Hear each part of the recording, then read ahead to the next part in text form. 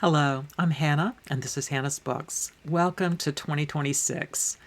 Very soon, I'll be coming to you with some ideas of various reading plans, much too elaborate reading projects that I have up my sleeve this year, as well as my first Reads and Rambles discussion of my recent reading and other adventures. But today, I thought I'd make a little response video. Technically, it's not a tag, but it's been going around BookTube with booktubers calling out other channels to encourage them to respond. Although I don't subscribe to Ryan Holiday's channel, he's outlining his rules for reading, a fascinating discussion. I choked a bit over the title. What Ryan was listing, at least in my opinion, were practices that he himself had found meaningful in his own reading, and that he thought might work for similar kinds of readers. Not everyone has the same goals for their reading, and not everyone would find all of these suggestions particularly useful, even if they share Ryan's goals for reading. They aren't rules as much as suggestions for similar readers. Calling his personal practices rules as if they applied to everyone seemed to me mostly just clickbaity, but nevertheless, I really liked his discussion. And I felt that way as well about all the videos my fellow booktubers have made. From Alison at Alison Talks Books, to Brian at Bookish, Greg at Another Bibliophile Reads, Pat at Book Chat with Pat, etc. There's something about Ryan's rules that struck a chord for a lot of us, whether we agreed or disagreed. So imagine we're sitting around at a quiet party in Ryan's bookstore, maybe, and he's telling us what works for him, and we're all talking about whether his approach is similar to our own personal reading practices, our own personal rules of reading. That's what my responses will be. Not rules meant for anyone else, and honestly, not even rules for me in my own reading, just how I usually do things. Ryan's first tenet is that it's not enough that you read, you have to read the right books. Personally, I don't believe there are, quote, right books in the abstract, but they're definitely person-specific right books at the right moment. Sometimes we go looking for books that will help us work through specific hard times. Sometimes we suddenly get a chance to read a classic with a knowledgeable friend, and so a book we might not have picked up otherwise will suddenly become the right book. Sometimes we might go through lists like the 1001 books you must read or whatever, and pick out some important books to fill our own personal lacunae. And yet, sometimes we pick up a random book from a little free library we pass on our way to the bus stop, and we start it as soon as we board, and sometimes that book might be exactly the right book we need, even if we didn't know about it before even. I'm a big believer in all of these kinds of right books. Ryan's second tenet is you should always have a book on you. Phone, wallet, keys, and a book. I agree with a few small caveats. First, if I'm going for a morning walk in the woods, I only take my phone, my ID, and my keys. The morning walk is for a little exercise and fresh air, but it's also a time to enjoy the woodlands along the creek and clear my head at the start of the day. If for some reason I find myself with the need to stop and read along the path, I can do it on my phone. If I'm making a short run into town for groceries and to the library right next to the grocery store, I take books, but they're things I've already read and that I'm returning to the library. But the bag will be refilled before I go any further. Really, that is true for any errand I'm walking to in town. You can't go more than half a block without hitting a little free library, and many of them are in the front yard of English professors and history professors at the various colleges in the DC area. So I pretty much know that I'm going to run across something to read if I'm in need of a book as I walk around town. If I'm going out for more time, when I know I might have a few minutes to wait at an appointment, or a moment to sit on a park bench, or have a cup of tea at a cafe, I'll either take my e-reader or a physical book. A trip longer than that, I'll take both. and sometimes a second physical book just in case I finish my physical book, and just in case my e-reader dies suddenly, which it's not done in my entire life. But in addition to my phone, wallet, keys, and books, I'll also have a small piece of knitting in my bag, probably. I'm always prepared for downtime. Okay, rule number 3. If you're not reading with a pen, you're not really reading. Now, I strongly disagree here. Let me correct the rule. If you're not reading with a pencil, you're not reading. And, of course, your mileage may vary.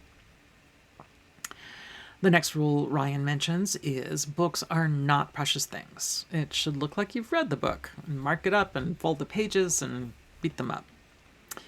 I basically agree here, depending on what I'm reading. I try my hardest to restrain myself if I'm reading a library book.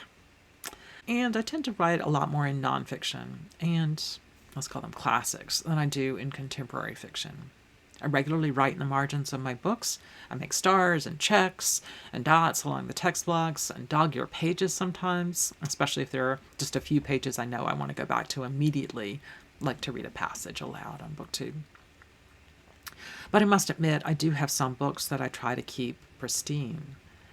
In the case of some of my very favorite books, ones I read again and again, I often have 2 copies. One that I beat up and talk with by writing in the margins, but another copy that I basically don't beat up. I often make tiny dots in the margins, but often take notes, not in the book, but in my reading journals. These nicer editions have been scattered throughout my personal library for years, lined up next to other books by that author or other books from the time period or location. But just in the past few months, I took them out of those contexts and put all these nicer books on the shelves in my front room. And gosh, they are gorgeous. I might try to do a bit of a library tour at some point this year if people are interested. Okay, on to the next one. Number 5. Spilling food on a book is a sign of respect. Some of the best meals of Ryan's life, he says, happened over reading, and the stains prove it. I try not to spill food on anything, and while I do read over my morning coffee and often during my lunch break, I don't remember ever spilling food. What I have done is briefly given a paperback a dip in a warm bathtub. There is very little I love more than reading during a nice long soak. In fact, the main reason I replaced my initial e-reader, which had its own little physical keyboard that I adored, was because the new one was waterproof. Perfect. Number 6 is to forget the news and instead read older books about the way the world works to help us understand what's happening. And while I agree that old books can help us make sense of current news, that only works if you've read both.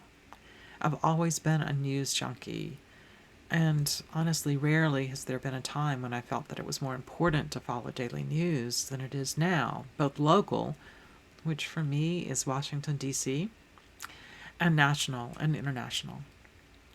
Still, I know I binge read current news far more than is necessary or healthy sometimes, and I try to stop myself from listening to different versions of the same stories for hours every day. All this is to say that I am partly appalled by the idea of, quote, forgetting about the news, and partly recognizing that putting it aside sometimes is really a healthy thing to do. Rule number 7 is a lot of people read, but not enough people reread.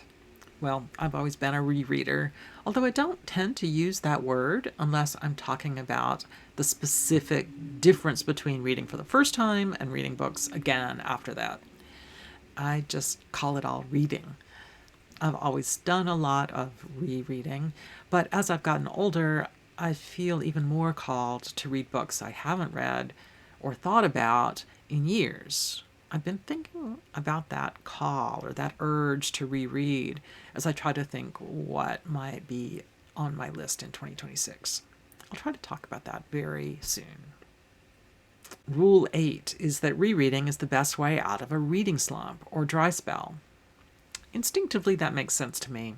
I don't really have reading slumps in the traditional sense, I guess, but there have been several times lately when I've gotten obsessed with reading the news, as I was talking about before, or personal stuff like medical analysis and so on. There have also been times when the amount of reading that I have to do for my work is overwhelming, and my eyes just can't take relaxing with a good book after intense critical reading all day long. But those are not just basic dry spells. The idea of approaching them with rereads makes total sense to me. And I definitely have a small collection of rereads always near at hand when I need a little comforting for whatever reason. The next rule, don't be a book snob. I certainly don't judge other people's readings, even if they only read the Stoics and other dude bro philosophers. The heart wants what the heart wants, as the phrase goes. But I do gravitate towards books that I often call backlist books, at least for fiction. That can mean books only a decade or two old that have nevertheless shown that they continue to be relevant and not just super hyped in the year of publication. But often, when I say backlist, I'm actually thinking much older. I recognize that, at least to a degree, wanting to focus on books that stand the test of time might be kind of snobbish. Rule 10. Never read without taking what Ryan calls extracts. Well, this is not one of my rules. I let the books lead me. If there's something I want to keep in my heart, I pretty much know I have to write it down in my journal. If I write it down, somehow I am far more likely to remember it, even if I don't ever reread my note of that particular line or idea. To paraphrase Ryan's tenet number 11, if a book really isn't working for you, stop reading it. Hard agree, with a bit of an exception. If someone who understands your taste thinks a book will work for you, go back and chat with that person. If someone I trust tells me I should keep at it because my appreciation of the book is likely to change over the course of the rest of the book, I usually will continue, and usually I am very grateful to have done so. Number 12, the rule for quitting books is 100 pages minus your age. I've always found this idea really funny, and it certainly makes a certain kind of sense. Not just because old fogies among us have less time to lose, but because we might have a better instinct for what fits our taste than we did when we were younger, and we're still more actively developing those tastes. But for me, I don't follow any such rule. My approach instead is that I usually start books as if I am just trying them out, and I continue until I'm sure I'm actually reading it. If I decide the tryout isn't working, I stop, which is fine because I was never actually reading the book, just trying it out. I don't care if that is a couple of pages or a couple of 100 pages. The next rule, good writers and good books are not hard to read. I guess that depends on what hard means. The hardest book I've ever read was an academic book outside of my own academic field, but of a brand new personal interest to me. I was in so far over my head, and these new and fairly theoretical ways of thinking, it challenged me more than I think I had ever been challenged before. It was incredibly hard for me and incredibly exciting. I still think of that feeling of being constantly electrified as I sat there on the sofa, underlining phrase after phrase as I tried to understand them. On the other hand, I do think that there are communities of readers now that seem to think that if books aren't challenging, aren't puzzle-like in some way, they simply can't be great books. And that is clearly incorrect. Sometimes very simple prose can make us think more deeply or feel more deeply. I suspect that is what Ryan has in mind when he puts forth this tenet of his. Okay, rule number 14. A long book must justify itself. Well, all books have to justify themselves, right? It might be harder for a long book to do it, especially for some readers. I tend to dread long books, partly I think because long books often rely on torturous plots to keep us involved. And I'm not especially interested in torturous plots, or really in plots in general. I love beautiful writing all by itself, but reading hundreds and hundreds of pages of the same beautiful writing doesn't keep me committed. In general, deep characterization can happen pretty quickly, and even the development of serious ideas in fiction rarely need extended prose. I know a lot of you readers, especially really great readers, often love very long books, whether fiction or nonfiction, so feel free to fill me in on what makes long books appeal to you. The 15th rule is, what's a book that changed your life is a question that will change your life. Ask people you admire for book recommendations. Absolutely, this is really lovely. And I would probably be a little shy asking a question worded like that, partly because I know I would stumble and probably tell some crazy answer about how a book literally changed my life, some action in some bizarre way at some specific moment as I was reading it. Something stupid like that. But if you asked me what books have meant the most to me over the course of my lifetime, I might be a little more honest and forthcoming. What I really like best about Ryan's rule, though, is the idea that hearing other people's answers to that kind of question is so valuable in itself, and I totally agree. It teaches us about books that might mean something to us, but it also gives us such a wonderful way to learn about what matters to other people and how they developed and grew as readers and as people in general, etc. Okay, to paraphrase Tenet 16, cool titles usually make for disappointing books. Some of the books I love most have very simple titles, named after people or places. Jane Eyre, Middlemarch, Country of the Pointed Firs, that is Firs, a kind of tree. I tend to love book titles taken from the Bible or from Shakespeare too. The Sound and the Fury, East of Eden, Song of Solomon. Or after hymns or spirituals, like my father's work of history down by the riverside. These are lovely titles and excellent books. I definitely see contemporary books on the shelves with clever titles that to me feel too clever, and I tend to get turned off enough just by the titles that I don't even give them a chance.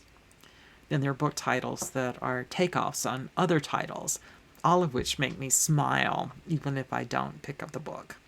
Pride, Not Prejudice, for example, or Jane Slayer. Okay, the next one is, don't judge a book by its cover, says Ryan, but maybe you should. At least if it isn't by an incredibly powerful author, you shouldn't judge a book by its cover. Authors who publish with academic presses or big commercial presses often have no say in book covers and often don't even get to see them until very late in the game. I've been lucky enough to publish 2 books with covers I liked very much, although one I knew immediately would restrict sales, if anything, because the spine was so dark that it disappeared on shelves. It wouldn't have had high sales anyway, since it was an academic book, but still. I bring this up to say that in both cases, I think I had seen printed hardbacks before I had gotten even a whiff about what the cover would look like. Cover decisions are not infrequently made by folks who've not actually read the books, just heard a basic quick pitch about the topic or tone of the book. So don't judge a book by its cover. Judge the cover by its applicability to the book, or judge it for itself. Just don't apply that judgment to the author or to the text itself. Okay, on to 18. Ryan says to look for wisdom and not facts, and explains that we're reading not to find specific information, but to accumulate a mass of true wisdom that you can turn to and apply in your own actual life. Well, I don't read for facts, but to be honest, I don't read for wisdom either, and I'm certainly not trying to explicitly, quote, find things to apply to my actual life. I guess I'm more interested in finding books that will change me in some way, or expand me in some way that I don't yet know. Often I'm reading with the hope of learning to think in a new way, of learning to ask bigger questions, of seeing how other people might understand an issue that we see differently, or maybe how to analyze the world in a new way or in a deeper way. I'm not looking for wisdom at all, but instead maybe increased thoughtfulness or an openness to new ideas. Rule number 19. When great readers read, they ask themselves, what do I plan to do with this information? Well, related to what I just said, I absolutely don't ask myself that question. For me, it isn't about what I'm going to do with information. It's more about how does that new perspective shift my vision or shape my heart. Sometimes that shift in how I see the world might in itself have clear impacts where I donate money or direct aid in more practical ways, for example. But often it's far more subtle and longer lasting.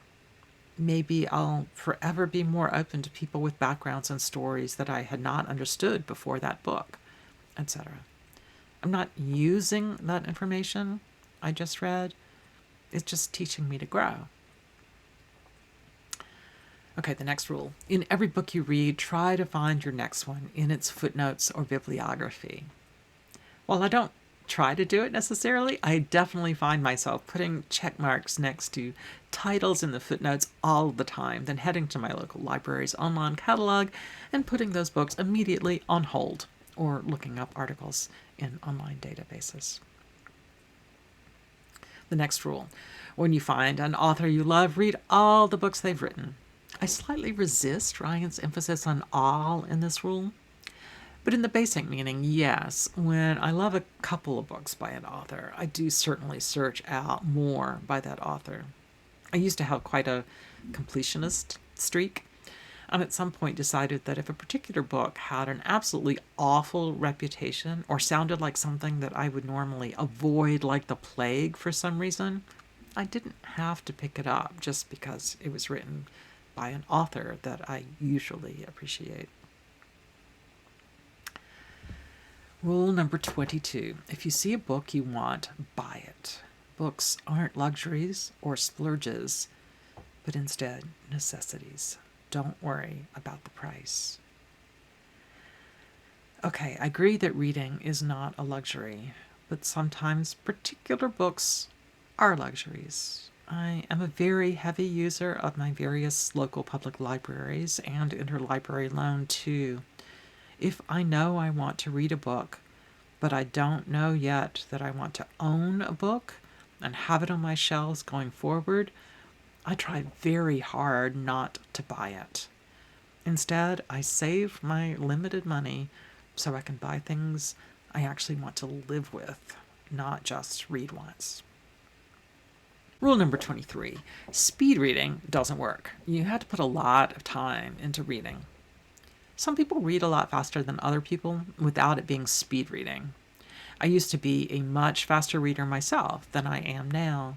My reading speed shifted for several reasons. First, in college I took a poetry elective, and I slowed everything down deliberately so I could catch the rhythm and sound that required time and, to a degree, reading aloud to myself to hear the sounds. And I actually mean reading aloud, not sub-vocalizing. If I read at my regular speed back then, fundamentally I wasn't able to appreciate the poetry to nearly the same degree. And catching the meaning of the poetry took more time to catching the meaning of most prose. Note that I'm only talking about what I personally needed, not what everyone needs. Then as I got more seriously invested in academic history, I was studying texts that were often dense, with subtle arguments and complicated sourcing that I wanted to be able to critique, theoretical approaches that were new to me, etc. And I needed to absorb those really thoroughly so that I could pass comprehensive exams in graduate school, but then build on those books that I was reading as I approached my own dissertation. And I realized that the intense attention to my reading that I learned to do in my college poetry class was serving me very well in this new grad school context. And of course now when I'm doing editorial work on other scholars' work, I still have to read extremely slowly for some relatively similar reasons, since what I'm doing is not just reading and absorbing, but at least akin to writing. And for me, that has to be a slow process. And actually, I think I'm realizing that I do indeed subvocalize when I write or when I imagine writing, at least sometimes. In addition to these work-related excuses I'm giving for my slow reading, there's a bit more to the story of my reduced reading speed, including some brain and eye issues that started after brain surgery decades ago. While Steve Donahue might be joking about other booktubers reading at brain injury speed or whatever he calls it, it actually is real for me. And so when I sit down to read just for myself, just for my own pleasure, well, my reading speed doesn't always pick up all that much. I'm just a reading slowpoke now, compared with how I used to read at least. And honestly, that's absolutely fine with me. I suspect I could train myself to read a bit faster again, and that it would probably make it possible for me to read more books than I do. But it isn't just my reading speed that is slow. My brain is slow too, and I need that extra time, it seems, to make sense of what I'm doing.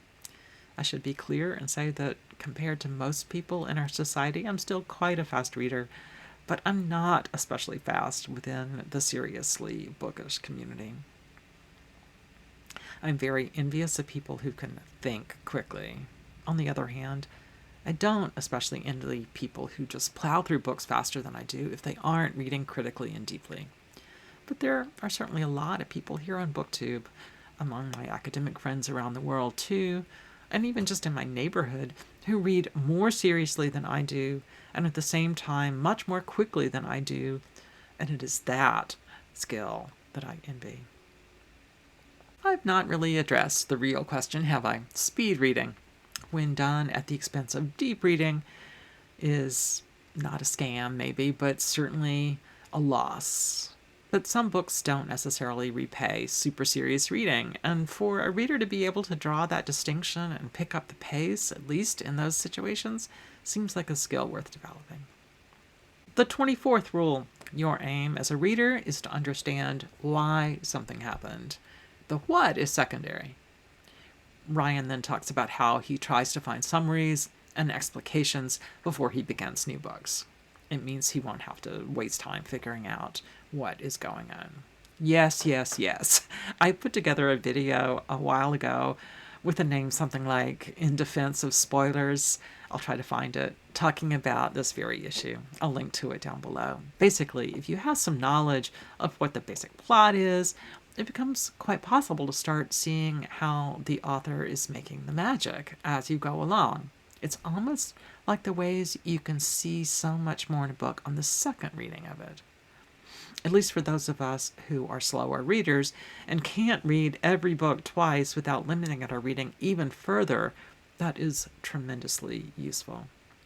The next rule is don't just build a library, build what Ryan calls an anti-library, a stack of unread books that humbles you and reminds you just how much there still is to learn. I agree with the sentiment here, but I question why Ryan thinks of this as an anti-library. To me, this really is the whole pleasure of a library, especially libraries like the Library of Congress, or major libraries at universities like Harvard and Yale, etc. And it's even true in my own little personal collection. I love having books on my shelf, read or unread, that I know I can still get a lot out of. In fact, I only keep books I've already read if I think there's a real chance I'm going to reread it, at least in part, in the future.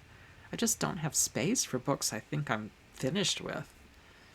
I'm currently housing a large collection of books about Shakespeare and various ancient texts from Greece and Rome and India and China, pre-modern Britain, etc., that my son studied either as a teenager at home or when he was in college. And most of them I haven't read, or at least I've not read in decades.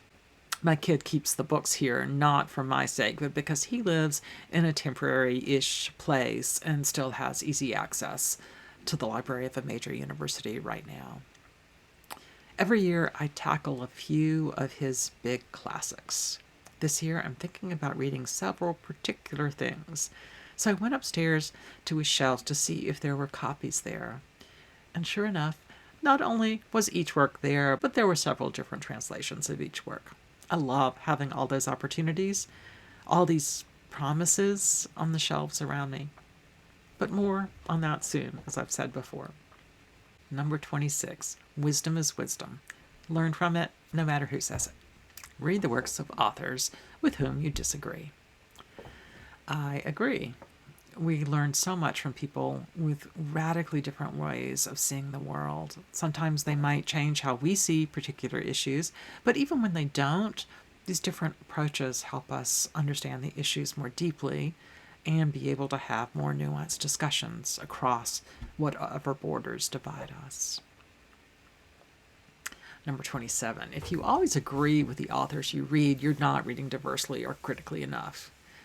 Well, this rule of Ryan's points out another benefit of reading the works of authors with whom we disagree, and that's that they teach us not only to be more aware of different perspectives, but also to be more critically minded about everything we read. The next one, don't be satisfied just getting the gist of things, says Ryan. Riffing off Marcus Aurelius, I think. Go deep. You know, my spouse David had the most wide-ranging knowledge of anyone I've ever known. He knew a little bit about pretty much everything, it sometimes seemed. I, on the other hand, know nothing about the vast majority of things. I'm one of those who likes to go really deep. They're narrow little topics where I've read some incredibly obscure texts. Neither approach works perfectly all on its own. But when you marry broad and deep, it's a good thing. In your relationship, but also in your own reading life as much as you can. 29. Great things happen in bookstores. Ryan says that some of the favorite books that he's read are things that he grabbed randomly in bookstores. To this, all I can say is yep, and random things that I've grabbed at little free libraries or public library shelves, etc. Number 30, prefaces and forewords are there for a reason. Don't skip them. Ryan goes on to explain that these books often have a ton of interesting information about context or about the biography of the author, how the work might have influenced future authors, etc. I absolutely agree. I remember a conversation I had with a fellow college student who felt so rushed in his reading for class that he was skipping the introduction in works of serious nonfiction to go straight to chapter 1. Honestly, if you're that rushed, it's more important than ever to read the introduction, which usually lays out the big questions and at the very least suggests what the major approach and argument of the academic book is going to be. Read the introduction, even if you don't read the rest of the book. Don't skip the introduction. And personally, as I said in my whole spoiler question earlier, I love even the kind of introductions written by other people in editions of classics like Penguin's or Oxford's. But even for those of you who prefer to hold off and read them at the end, they can often really enhance your understanding and enjoyment whenever you choose to read them. Occasionally you might hit a dud, but usually not. It's, of course, not essential to read contemporary scholarly introductions to classic works, but sometimes it really adds a lot to what readers can appreciate as we read. Okay, finally we are at the last rule, number 31. If you love a book, recommend it to other people. Absolutely. And as I think everyone has already said, this is one of the greatest gifts we get and give here on BookTube. In fact, if you're still here, leave me a comment recommending some book that has meant a lot to you in the past few years or over the course of your life. Give me some suggestions. See, Ryan, I'm following your rules here already. Well, that will do it. Thanks to Ryan for coming up with this impressively long list of ideas, and to all of you booktubers, including Alison and Brian and Greg and Pat, for offering your input and opinions. And thanks to all of you for joining me today. See you soon here on Hannah's Books.